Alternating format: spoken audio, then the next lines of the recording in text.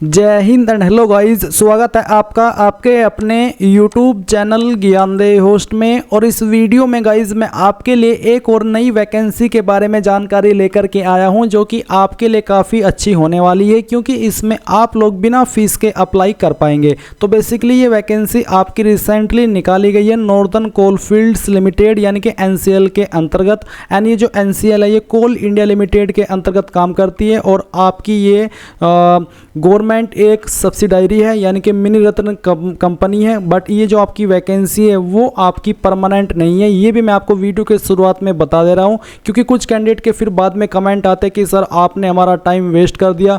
मुझे पता है वो है बेरोजगारी, बट वो ऐसे प्रिटेंड करते हैं जैसे कि उनकी बहुत बड़ी मील्स चल रही है ऑल ओवर इंडिया के अंदर। और अगर उन्होंने यहाँ पर 1-2 मिनट लगा करके ये जाना कि हाँ इसमें कौन लोग एलिजिबल है और कौन लोग एलिजिबल नहीं है, तो फिर ऐसे में उनका करोड़ों का नुकसान हो जाता है। इसलिए अब मैंने भी शुरुआत में ही बताना शुरू कर दिया है, और तो और मैंने थंबनेल के ऊपर ही लिखना शुरू कर दिया है कि जो बिजी व्यक्ति है, जो कामदार लोग हैं, वो वीडियो न देखें ताकि उनका जो करोड़ों का नुकसान है वो न हो। तो अभी मैं यहाँ पर उनके बारे में बात कर लेता हूँ जो कि नॉर्मल है, मेरी तरह आपकी तरह, जो कि बिल्कुल ऐसे है कि हाँ चलो यार अगर हमने 2 मिनट यहाँ पर लगा दिए तो हमें कुछ जानने को मिलेगा, और नहीं भी लगाई तो तब भी कोई प्रॉब्लम नहीं है। तो अब उनके बारे में बात करते हैं और उनको मैं यहाँ पर इस वैकेंसी के बारे में कंप्लीट जानकारी देता हूँ। तो गाइज आपने देखा कि ये जो आपकी वैकेंसी है NCL के अंदर निकाली गई है, इसकी पूरी जानकारी मैंने हमारी वेबसाइट पर भी रिटर्न में दे रखी है शॉर्ट में। तो आप वीडियो के डिस्क्रिप्शन में जो लिंक दिया है आप उसको ओपन कीजिए। ओपन करने के बाद में आप यहां पर जानेंगे कि इसमें 1140 पोस्ट निकाले हैं और अप्रेंटिस के। तो अप्रेंटिस आपकी एक ट्रेनिंग पीरियड रहता है और ये जॉब नहीं होती है, जॉब आपकी बाद में लगती है इसके आधार पर। कई बार ऐसा होता है कि जब आपकी कोई वैकेंसी निकलती है परमानेंट किसी बड़े डिपार्टमेंट के अंदर या फिर NCL के अंदर भी, तो वहाँ पर बोला जाता है कि आपके पास मेन क्वालिफिकेशन होनी चाहिए जैसे कि 10वीं 12वीं, और साथ ही कहा जाता है कि आपके पास कम से कम 1 ईयर की अप्रेंटिसशिप ट्रेनिंग होनी चाहिए जो भी रेप्यूटेड ऑर्गेनाइजेशन है इंडिया के उनके द्वारा।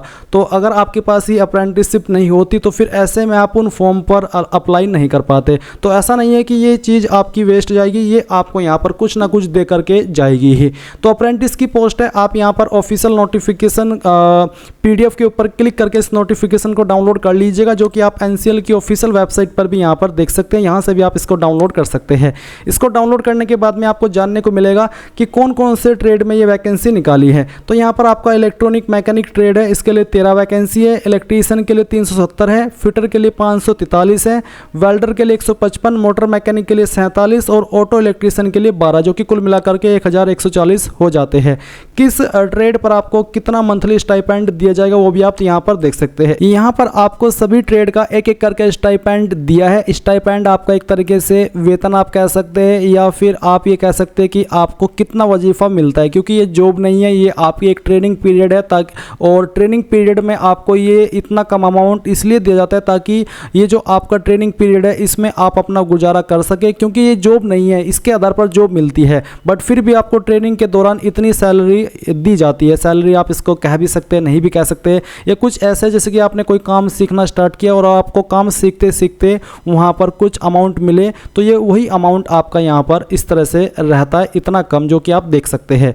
तो अब यहाँ पर नीचे आते हैं और यहाँ पर ये जो आपकी वैकेंसी है कहाँ पर निकाली है, मैं आपको बता दूं कि इसमें वही कैंडिडेट अप्लाई कर पाएंगे जिन्होंने अपनी 10वीं और जो ITI है, 10वीं चाहे कहीं से भी किया, बट जो ITI है वो NCVT SCVT के द्वारा की हो, और वो जो इंस्टीट्यूट है जो कि आपकी स्थित होनी चाहिए उत्तर प्रदेश या फिर मध्य प्रदेश के अंदर, तभी आप इसमें अप्लाई करने के लिए एलिजिबल हो पाएंगे। एक बार और क्लियर कर दूं, 10वीं कहीं से भी हो, बट जो आपकी ITI की इंस्टीट्यूट है वो आपकी मध्य प्रदेश या फिर UP के अंदर सिचुएटेड होनी चाहिए, तभी आप इसमें अप्लाई करने के लिए एलिजिबल हो पाएंगे।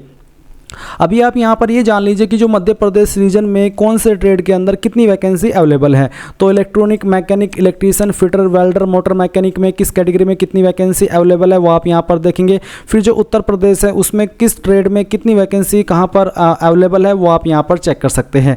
अब आती है गाइज आपके सामने यहाँ पर एज लिमिट। तो एज लिमिट आपकी 18 से 26 साल के बीच रखी गई है, और यहाँ पर 31/8/2023 तक आपकी एज काउंट की जाएगी। ये बात हो रही है जनरल कैटेगरी कैंडिडेट की, क्योंकि क्योंकि गवर्नमेंट रूल्स के अकॉर्डिंग SC/ST कैंडिडेट को 5 साल की और OBC को 3 साल की छूट भी दी जाएगी। इसके अलावा नीचे आएंगे तो आप जानेंगे कि कौन से ट्रेड पर अप्लाई करने के लिए क्या क्वालिफिकेशन मांगी है। तो जैसे कि आप देख सकते हैं इलेक्ट्रॉनिक मैकेनिक है, इस पर अप्लाई करने के लिए 10वीं पास की योग्यता और साथ ही कहा कि आपके पास trade certificate in electronic mechanic trade होना चाहिए। तो सभी पर सेम ही क्वालिफिकेशन है। सेम क्वालिफिकेशन से मतलब है कि 10वीं और साथ ही आपके पास ITI हो और आपकी ITI उसी ट्रेड में हो जिस ट्रेड में आप अप्लाई कर रहे हैं। एक एग्जांपल और देख लीजिए, जैसे कि फिटर में आपको अप्लाई करना है तो आपके पास 10वीं और साथ ही आपका ट्रेड सर्टिफिकेट या फिर ITI सर्टिफिकेट फिटर ट्रेड में होना चाहिए, तभी आप इस पर फुल्ली एलिजिबल हो पाएंगे अप्लाई करने के लिए। अब आता है सिलेक्शन मेथोडोलॉजी। तो आप इसमें सिलेक्ट कैसे होंगे, उसका क्या प्रोसेस है।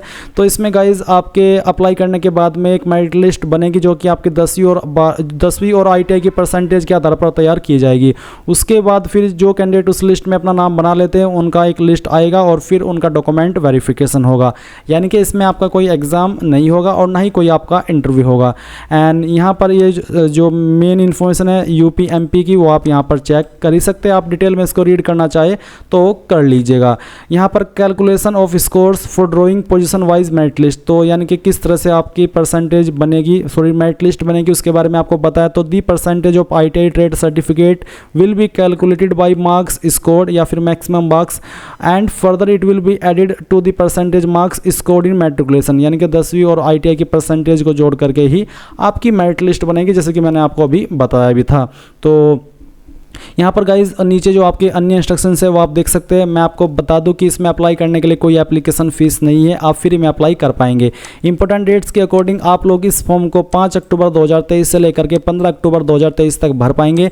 यानी कि आपके पास सिर्फ 10 दिन का ही समय होगा इस फॉर्म को भरने के लिए। तो अगर आप यहाँ तक अभी तक वीडियो को देख लिए हैं, आप वो नहीं है जो कि जिनके बारे में मैंने वीडियो के शुरुआत में बात की थी, बिजी वाले व्यक्ति जिनका अगर यहाँ तक अगर आपने देख लिया होता, अगर वो वाले यहाँ पर आ जाते तो अब तक तो उनका मेरे हिसाब से अरबों का नुकसान हो जाता है, क्योंकि जब 1-2 मिनट के अंदर ही उनका करोड़ों का नुकसान हो जाता है।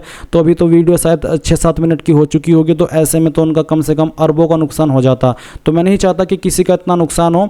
और अगर आप यहाँ तक आ चुके हैं तो फिर इसका मतलब आप हमारे जैसे नॉर्मल हैं, आप भी वेट करें। और जब हम किसी चीज़ को पाना चाहते हैं तो फिर हमें उसके लिए टाइम भी देना पड़ता है और मेहनत भी करनी पड़ती है। अगर आप टाइम ही नहीं दे पा रहे तो फिर मेहनत का तो सवाल ही नहीं बनता।